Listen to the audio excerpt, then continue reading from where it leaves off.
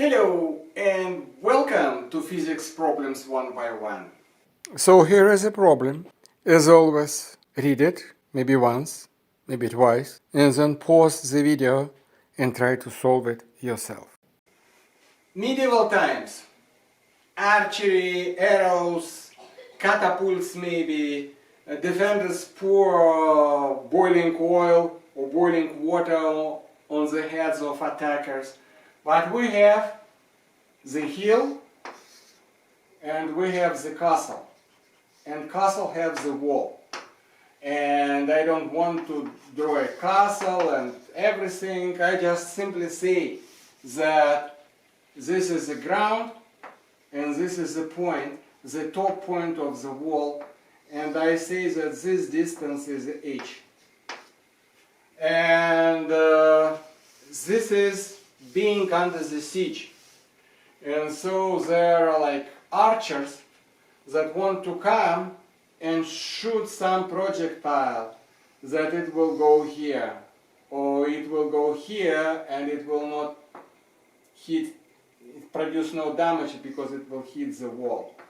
So the problem is, of course, they want to come close enough, because if they far enough, simply will not reach.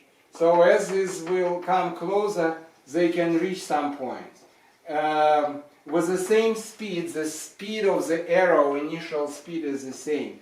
But so if they come to some point, they can reach this, right, with the same speed. Of course, if they come even closer, they can shoot kind of like that.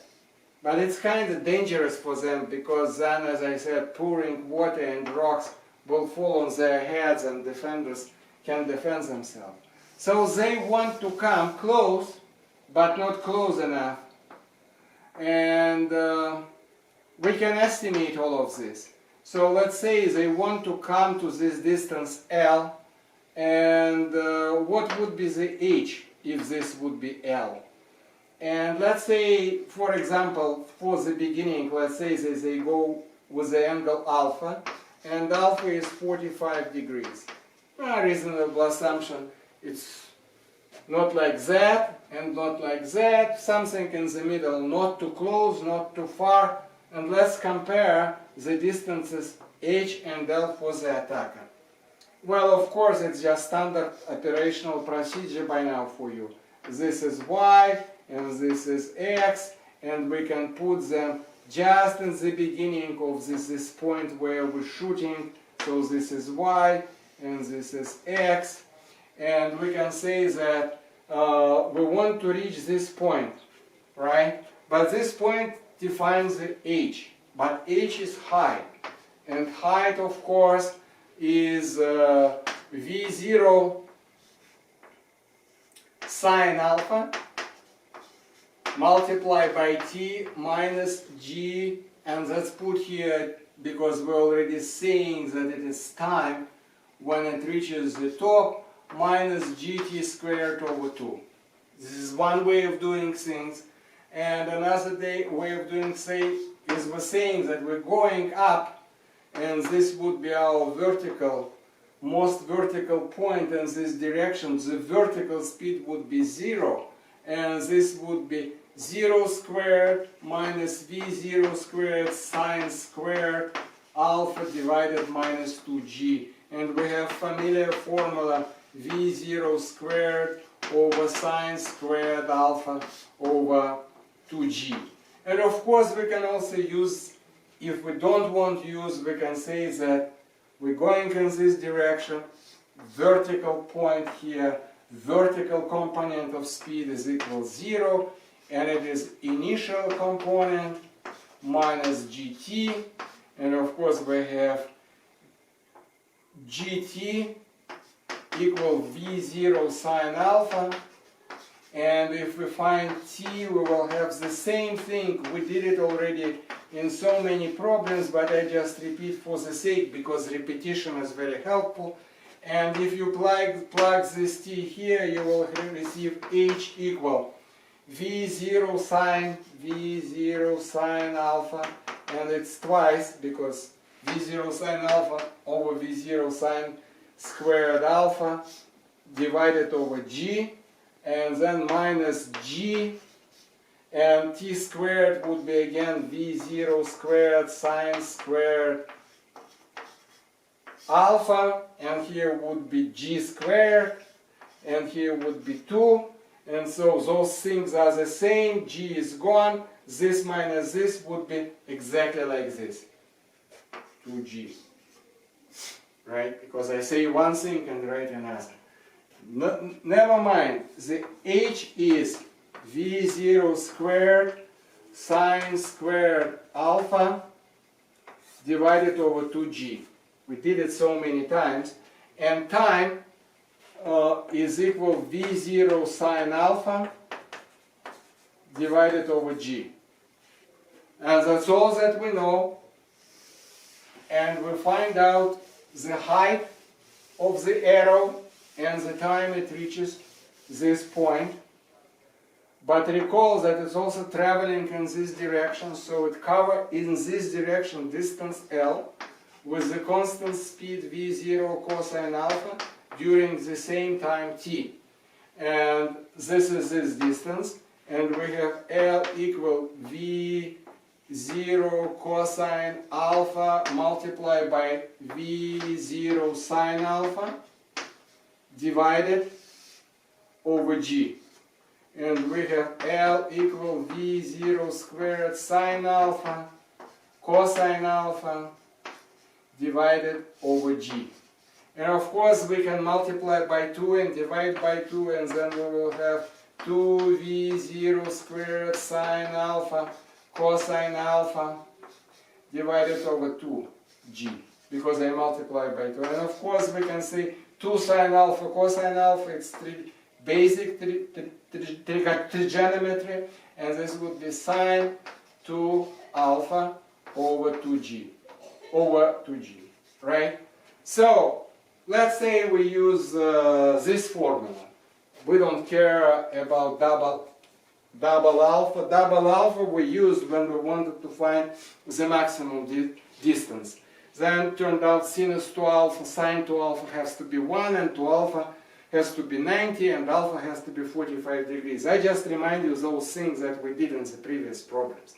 Alright, now I don't care about double alpha. I use this formula, sine alpha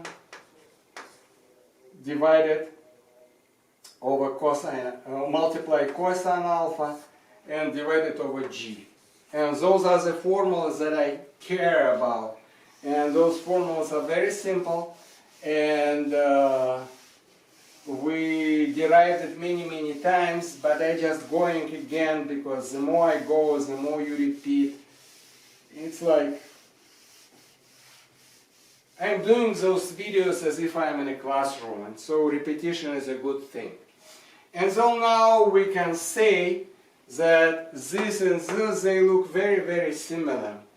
So for example, I can say that L divided over H, if I divide this over this, it would be exactly that I will have to rewrite this V0 squared sine alpha cosine alpha divided over G, and then when I divide over this, it's like I multiply, but I have to reverse it. V0 squared sine squared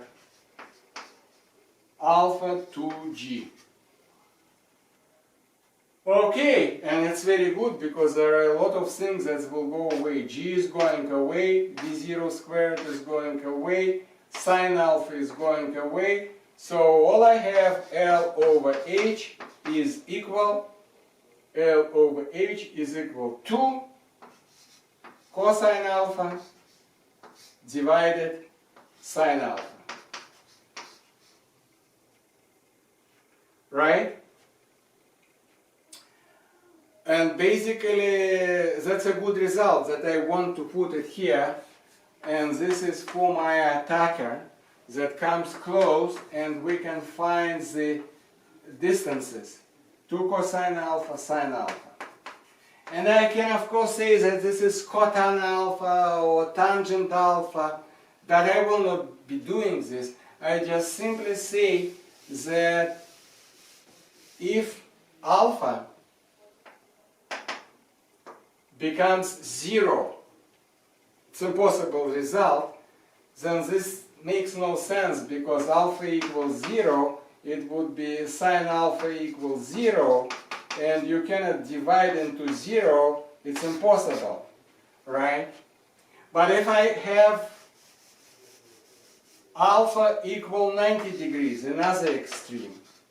So alpha equals 0, by the way, means that I'm shooting this way. Of course it makes no sense, because h will become 0, so you're dividing on 0 here and there, and nobody knows what happens. But if alpha equals 90 degrees, then cosine 90 degrees is equal 0, and sine 90 degrees is equal 1, and so this becomes 0 over 1, so this becomes L over H will become 0, and that makes sense, because there would be no movement here. The whole height will go here, it will go very high here, and we can say that if alpha equal 90 degrees, the height would be V0 squared over 2g, it would be the maximum height. And obviously, if I change the alpha, my component of my speed that going vertically, initial component, would be the maximum. And so it will reach the maximum height. Alright. So we have two extreme cases. We know that this is not good. We know that this is not we're looking for, because the arrow will go up, and in ideal situation it will go back, and it will come back with the same speed we shoot it, and it would not be good for us. We have to shoot at certain angle, it will be close, like 89 degrees. Then it will go here and will fall here. But we're not looking for this like extreme situation. We just want to know what will happen if alpha equal 45 degrees, right? That was our estimation. And then we have L over H equal 2 cosine 45 degrees divided sine 45 degrees. But 45 degrees is a very special angle when sine and cosine are the same, and they are square root of 2 divided over 2, square root of 2 divided over 2, those are gone, and L over H equal 2.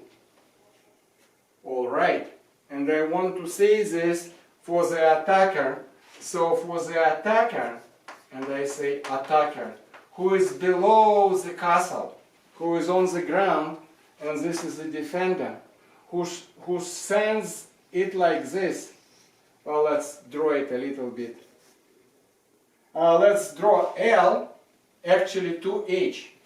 So let's draw it, let's redraw this picture to some scale.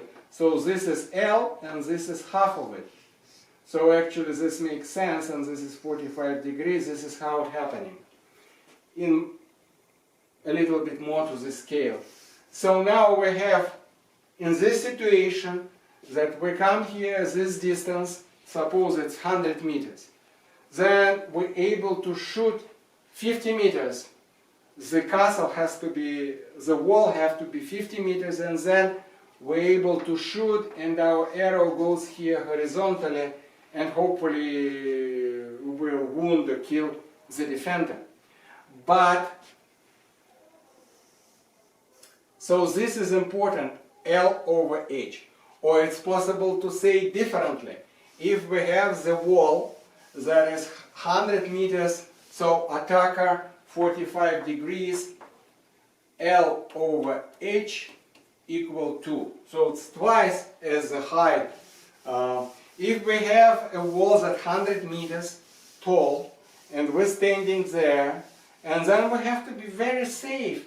If nobody comes closer than 200 meters. So it is 100 meters, and this is 2. So this is double distance. So we're standing here, and all we have to control as a defender is don't come closer to this.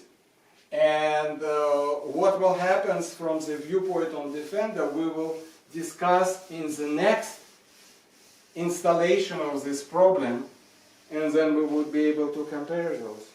Alright? So if you liked it, like. If you want to hear the viewpoint of Defender, subscribe and bell. Question mark, problem. I see you next time.